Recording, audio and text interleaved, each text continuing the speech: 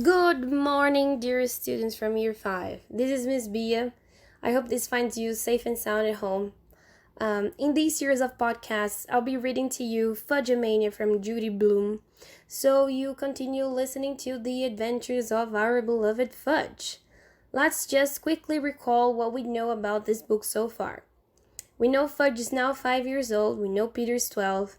They are on vacation, they're off to Maine, and we know they'll meet Sheila Tubman there, so Peter is not so thrilled about it. We know they have a dog named Turtle, and Fudge has now a bird named Uncle Feathers. We also know they have a little sister called Tootsie, and that Fudge wants to get married to Sheila Tubman under the trees in Maine. Let's see what happens in Chapter 3. Chapter 3 is called The Most Disgusting of Them All. Shall we? It took 10 hours to drive to Southwest Harbor, Maine. 10 hours in the backseat of an old Blazer with Fudge, Tootsie Turtle, and Uncle Feather, who wouldn't shut up. Some minor birds don't talk at all, but Uncle Feather's not one of them. He'll repeat anything you say.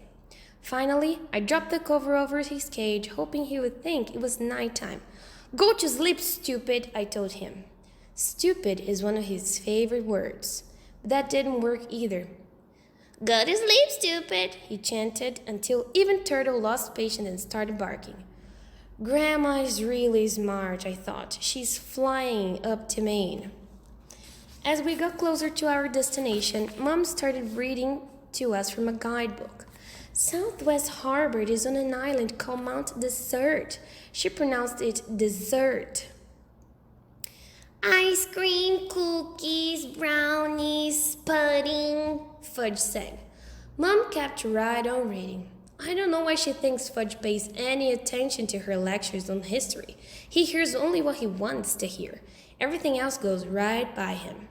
Founded in 1905, the town of Southwest Harbor. "You call this a town?" I thought as we drove through it. There was one street with a couple of shops, and that was about it. But I could tell Mom was really excited. She put down her guidebook and smiled at my father. "Oh, this is so quaint," she said. "Isn't it quaint, Warren?" And my father smiled back and said, "It's perfect, honey." Fudge chugged Tootsie under her chin. "It's perfect, honey," he said, imitating my father. Then Uncle Feather started, "Honey, honey, honey." For some reason, Tootsie thought that was wildly funny, and she laughed until she got the hiccups. Mom passed a bottle of water to the back seat, and I stuck it into Tootsie's mouth. "Take a left here, Warren," Mom said to Dad. We turned onto a dirt road and put into a gravel driveway and parked in front of an old weathered wood house. The first person I saw was the Queen of Cooties herself. She was standing on the seat of a rope swing. It hung from the branch of a big tree in the front yard. She was swinging pretty high when I opened the back door of the Blazer and Turtle jumped out. It had been almost 4 hours since I'd walked him, and he really had to go. He raced for the woods behind the house, but Sheila thought he was heading straight for her. "Help!" she screamed, wobbling on the swing. "Somebody please help!"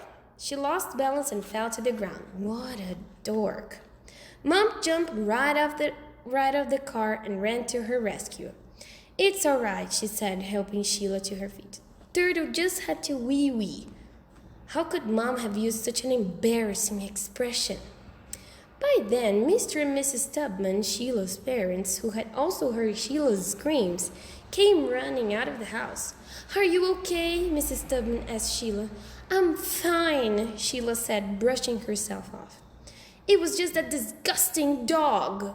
Before I had the chance to tell her who was really disgusting, a man with white hair called "Lemonade!"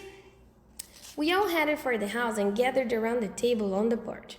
"I'm Buzz Tubman's father," the white-haired man said. He poured each of us a glass of lemonade. "Call me Buzzy Sr." I polished off my drink really fast. Buzzy Sr. poured me another. I gulped it down. "Long trip up here, isn't it?" he asked. 10 hours, I said, wiping my mouth with the back of my hand. He filled my glass again. I didn't even notice Fudge was watching until then. You must really be thirsty, Pete. Yeah, I said. Remember that time you drank too much island punch and you... I clamped my hand over his mouth. He still doesn't get the difference between stories you tell to strangers and stories you keep to yourself. I looked at Buzzy Sr. Fudge knows a lot about dinosaurs, I said, hoping to change the subject. But as soon as I took my hand away from his mouth, Fudge laughed. And Pete knows all about cooties.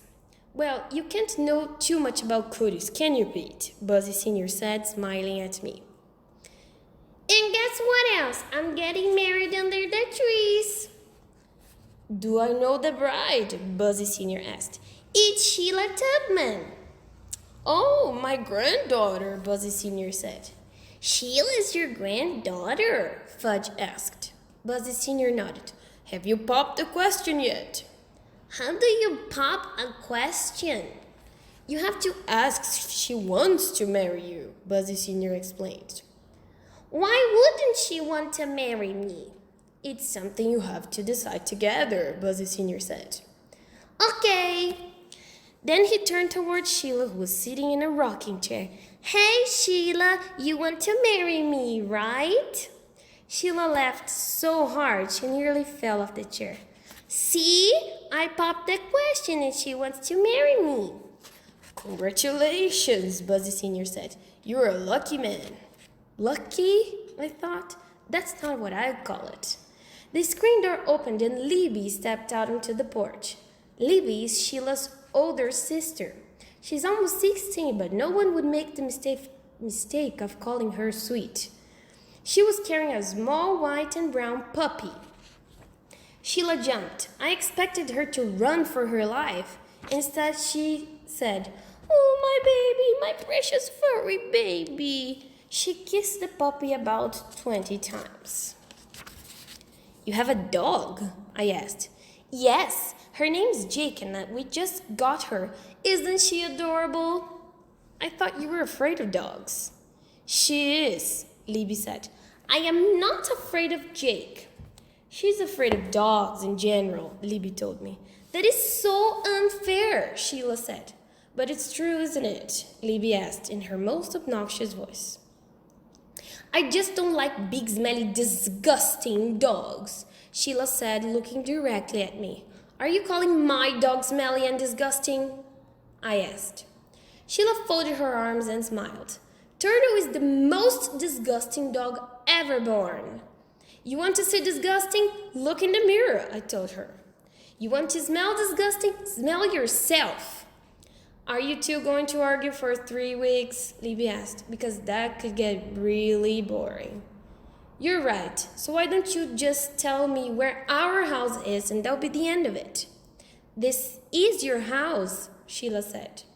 I thought this was your house. It's 2 houses, but they're connected, she said. What do you mean, connected? I asked. Didn't you learn anything in 6th grade, Peter? Connected means attached, joined together. I know what the word means, I told her. Don't worry, Sheila said. There's an inside door that separates your house from ours. An inside door? An inside door? How am I going to explain this to Jimmy Fargo? I promised him a forest between our houses, not an inside door. Suddenly, we heard a rustling sound, and a minute later, Turtle came tearing out the woods. A terrible smell followed him. I mean, really bad. Ew! Sheila cried, holding her nose. What's that smell? It's skunk, Dad said, holding his. Turtle's being sprayed by a skunk. Oh no, Mom said. Then she held her nose too. Not skunk. They all sounded as if they had the worst colds. I would have laughed, except for the smell. It was so strong I had to hold my nose just like the rest of them.